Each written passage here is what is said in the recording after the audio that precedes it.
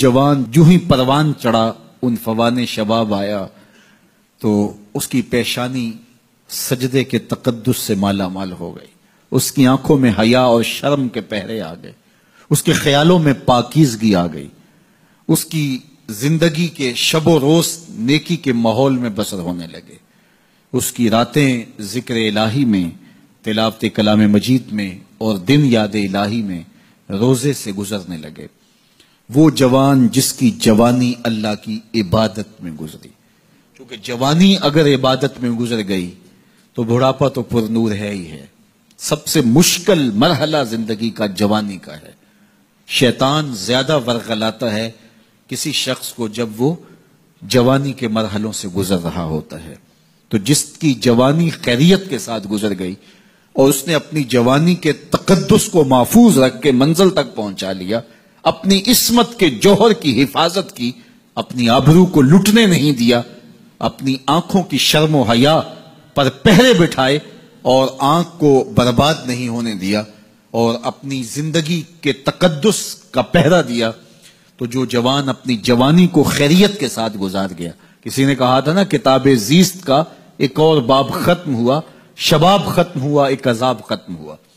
تو جوانی جس کی منزل تک پہنچ گئی خیریت کے ساتھ، عافیت کے سائے میں۔ مشکل تو بڑا ہے جوانی کو منزل تک لے جانا، خیریت کے ساتھ، داغدار نہ ہونے دینا، جوانی کے تقدس کو رسوا نہ ہونے دینا، عصمت کے جوہر پہ کالک نہ لگنے دینا، خواہشات کو غالب نہ آنے دینا۔ آسان کام تو نہیں ہے، مشکل کام ہے، لیکن اگر کوئی مشکل کاٹ گیا، جوانی کے تھوڑے سے ایام میں گزار گیا، اللہ اکبر۔ حضرت شیخ ختلی کہتے ہیں، داتا گنج بخش علی حجویری علیہ رحمہ کے مرشد ہیں، الدنیا یوم ولنا فیہا صوم۔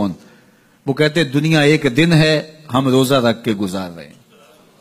تو روزہ رکھ کے سارا دن گزر ہی جاتا ہے، دوپہر بھی آتی ہے گزر جاتی ہے، اور عصر کا وقت بھی آتا ہے گزر جاتا ہے، کھانے کا وقت بھی آتا ہے، چائے کا وقت بھی آتا ہے، سب کچھ ہوتا ہے لیکن گزر جاتا ہے، افطار تک بندہ پہنچ جاتا ہے۔ جس نے زندگی روزے کی طرح گزار دی، جس نے جوانی روزہ رکھ کے گزار دی، خواہشات کو بے قابو نہیں ہونے دیا، مشکل کام تھا لیکن اس نے مشکل کام کر دکھایا۔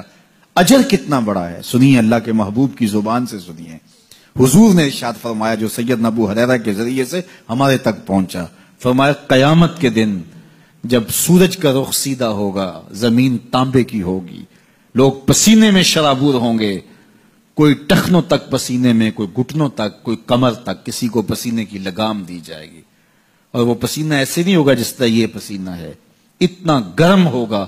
ابن رجب حنبلی کہتے ہیں اس پسینے کا ایک قطرہ اگر احد پہاڑ پہ ڈال دیا جائے تو وہ پگھل جائے، اتنا گرم ہوگا، بدبودار اتنا ہوگا، ایک قطرہ دنیا پہ ڈال دیا جائے، انسان کیا جانوروں کے دماغ بھی پھٹ جائیں، اس پسینے میں لوگ شرابور ہوں گے۔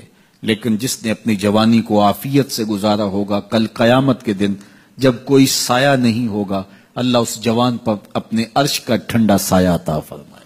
وہ شخص جس کو کسی عورت نے دعوت گناہ دی اور وہ صاحب منصب تھی، صاحب جمال تھی، اور اس نے یہ کہہ کہ یہ خواہش، یہ آرزو مسترد کر دی، انی خوف اللہ۔ اسی طرح کوئی عورت ہے تو اس نے اپنے تقدس کی حفاظت کی، اپنی آبرو پہ پہرا دیا اور کسی پیشکش کو ٹھکرا دیا، تو فرمایا قیامت کے دن جب کوئی سایہ نہیں ہوگا، اللہ اسے بھی اپنے عرش کا ٹھنڈا سایہ دے گا۔ کیسا سخت دن ہوگا، اور وہ کس اعزاز میں ہوگا، کس تکریم میں ہوگا۔ یہ تو 4 دن 10-20 سال ہیں، اور وہ 50,000 سال کا ایک دن، پھر اس کو اللہ کا شکر ادا کرنا ہوگا۔